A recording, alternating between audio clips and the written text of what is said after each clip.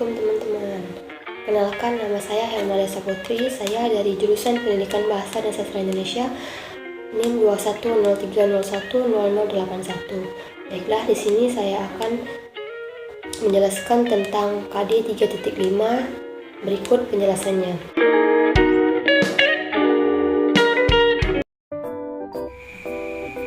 Baiklah, di sini saya akan menjelaskan tentang KD 3.5 tentang mengidentifikasi teks prosedur, tentang cara melakukan sesuatu dan cara membuat atau cara memainkan alat musik tarian daerah, dan cara membuat kuliner khas daerah dan lain-lain dari berbagai sumber yang dibaca dan didengar. Adapun tujuan pembelajaran dari KD 3.5 yaitu yang pertama, menentukan jenis teks prosedur pada teks yang dibaca atau didengar. Yang kedua, meringkas urutan isi teks prosedur. Yang ketiga, mendemonstrasikan cara melakukan suatu pekerjaan dari simpulan teks yang didengar. Menurut teman-teman, apa sih teks prosedur itu? Pengertian teks prosedur. Teks prosedur adalah langkah-langkah suatu aktivitas atau kegiatan untuk menyelesaikan suatu pekerjaan. Teks prosedur ini dibutuhkan sebagai panduan bagi seseorang dalam membuat atau menyusun sesuatu. Ciri umum dari teks prosedur terbagi menjadi 7, yaitu 1. Menggunakan kalimat perintah. Yang kedua, terdapat panduan langkah-langkah yang harus dilakukan. Dan yang ketiga, menggunakan kata kerja aktif. Yang keempat, menggunakan kata penghubung. Yang kelima, terdapat aturan dalam hal bahan atau kegiatan. Yang keenam, menggunakan kata keterangan untuk menyatakan rincian waktu, tempat, dan cara. Yang ketujuh, terdapat isi kegiatan yang dilakukan secara urut. 4. Struktur dalam teks prosedur. Yang pertama yaitu tujuan, yang kedua yaitu material, yang ketiga langkah-langkah, dan yang keempat penegasan ulang atau kesimpulan. Baiklah, di sini saya akan menjelaskan tentang struktur teks prosedur. Yang pertama yaitu tentang tujuan. Pada awal pembuatan teks prosedur, penulis memberikan penjelasan terkait tujuan dalam penyusunan teks prosedur. Hal ini juga bisa menginformasikan hasil akhir yang akan dicapai. Yang kedua yaitu material, merupakan hal-hal apa saja yang perlu dipersiapkan dan yang dibutuhkan dalam pelaksanaan atau pembuatan kegiatan tersebut. Bagian ini berisi informasi tentang alat atau bahan yang dibutuhkan dalam pelaksanaan kegiatan. Yang ketiga, langkah-langkah. Bagian ini menjelaskan tentang proses atau tahapan yang harus dilakukan demi mendapatkan hasil maksimal sesuai dengan tujuan dari teks prosedur. Nah, langkah-langkah yang dibuat harus secara berurutan. Selain itu, susunannya secara logis, sistematis, dan mudah dipahami oleh pembaca. Dan yang keempat, ada penegasan ulang atau kesimpulan. Bagian terakhir ini menjelaskan tentang kesimpulan dari suatu prosedur yang telah dilakukan. Bagian ini bersifat opsional, yakni boleh ada dan boleh tidak ada dalam teks prosedur.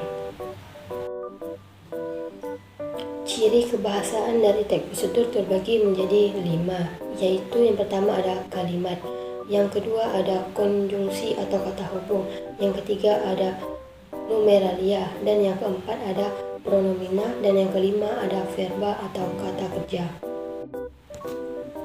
Baik, di sini saya akan menjelaskan yang pertama yaitu kalimat. Kalimat terbagi menjadi 3, yaitu kalimat imperatif, kalimat deklaratif, dan kalimat interrogatif. Di sini saya akan menjelaskan kalimat yang pertama yaitu kalimat imperatif.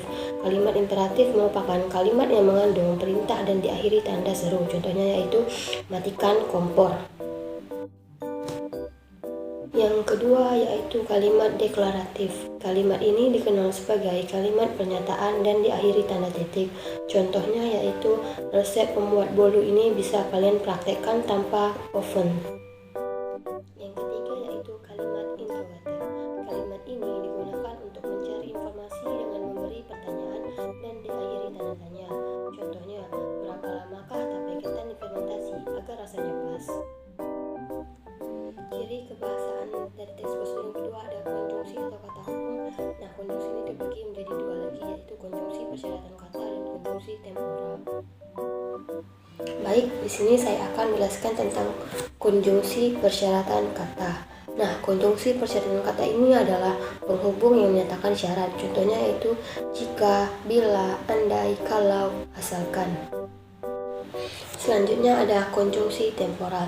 Nah, konjungsi temporal ini adalah menandai urutan waktu. Contohnya lalu, kemudian, selanjutnya, dan setelahnya. Ciri kebahasaan teks prosedur yang ketiga yaitu numeralia. Nah, numeralia adalah kata bilangan yang digunakan untuk mengurutkan langkah-langkah dalam teks prosedur. Contohnya pertama, kedua, ketiga, dan seterusnya. Ciri kebahasaan teks prosedur yang keempat ada pronomina. Nah, pronomina ini terbagi menjadi dua yaitu pronomina penunjuk dan pronomina persona. Nah, pronomina penunjuk atau kata ganti untuk menggantikan benda. Contohnya ini, itu, tersebut. Sedangkan pronomina persona adalah kata ganti untuk menggantikan orang. Contohnya saya, kamu, kita, ataupun kalian. Ciri kebahasaan teks prosedur yang kelima adalah verba atau kata kerja. Nah, verba ini terbagi lagi menjadi dua yaitu verba material dan verba tingkah laku. Nah, verba material adalah kata kerja yang berimbuhan yang mengacu pada sebuah tindakan atau perbuatan yang dilakukan secara fisik. Contohnya mengupas, mengiris, memaku, ataupun memotong. Selanjutnya ada verba tingkah laku. Nah, verba tingkah laku adalah kata kerja yang ditunjukkan lewat ungkapan. Verba ini juga dipahami sebagai kata kerja yang tidak tampak aktivitasnya. Contohnya menyukai, berpikir, dan menyetujui.